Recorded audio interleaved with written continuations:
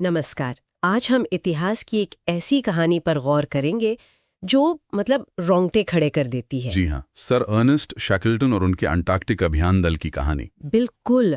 हमारे पास एक YouTube video transcript है जो इस पूरे अविश्वसनीय सफर का ब्यौरा देती है। और आज हम इसी कहानी की परतों को खोलने की कोशिश करेंगे। हाँ, देखेंगे कि कैसे मुश्किल हालात में भी लीडरशिप और इंसानी जज्बा कमाल कर सकता है। सही बात है। जरा सोचिए, शैकल्टन का प्लान क्या था?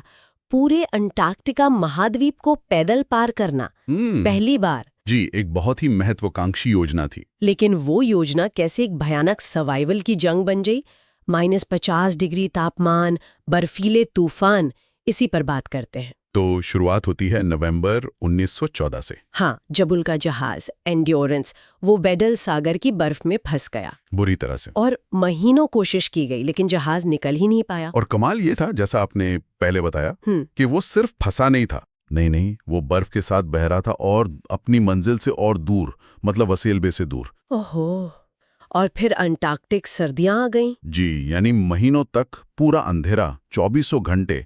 सोचिए जरा वो माहौल। बहुत मुश्किल रहा होगा।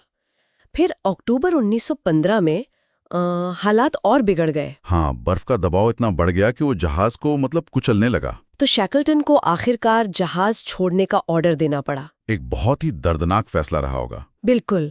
और कुछ हफ्ते बाद नवंबर में सब क्रू मेंबर्स ने अपनी आंखों से एंड्योरेंस को बर्फ के नीचे जाते देखा।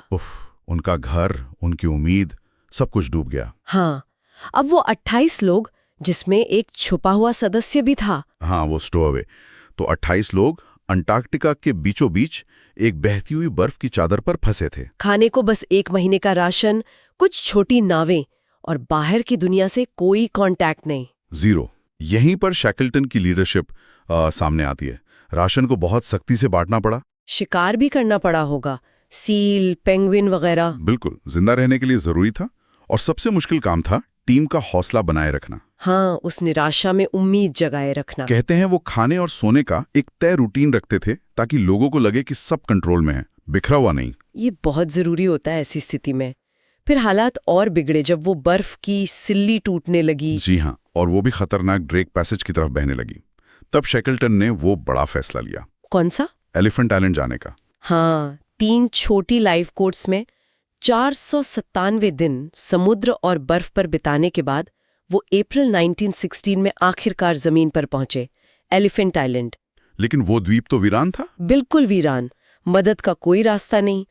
तब शैकल्टन ने शायद अपनी जिंदगी का सबसे बड़ा, सबसे साहसी फैसला लिया। वो क्या था? वो 5 और साथियों के साथ एक छोटी सी खुली नाव थी, जेम्स केयर्ड।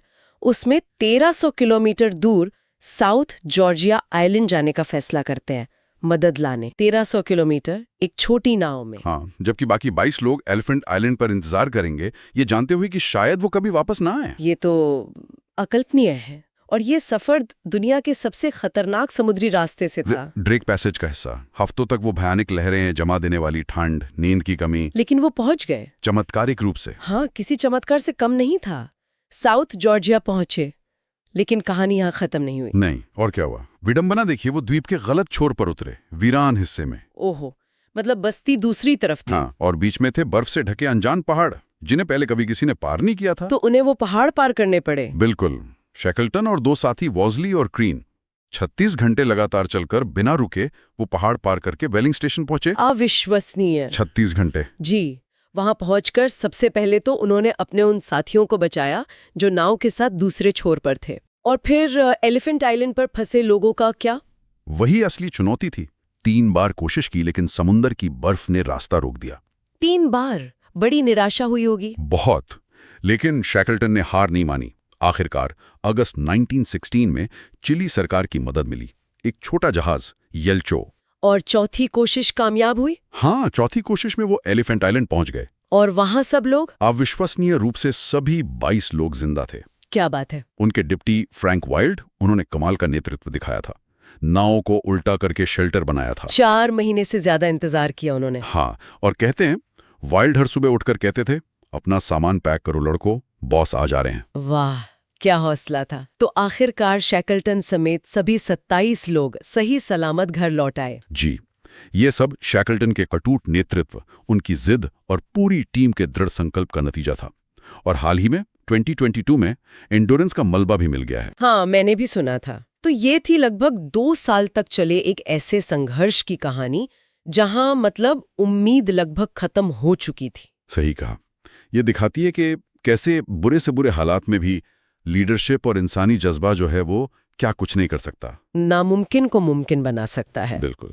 और ये कहानी हमें सोचने पर भी मजबूर करती है। आखिर इंसानी सहनशक्ति की सीमा क्या है, कितना झेल सकता है इंसान। और ऐसी चरम स्थितियों में एक कामयाब लीडर के लिए सबसे जरूरी क्या होता है? क्या सिर्फ सही फैसले लेना काफी है, या फिर लोगों का भरोसा जीतना, उन्हें जोड़े रखना ज्यादा जरूरी है? ये सवाल वाकई सोचने लायक है।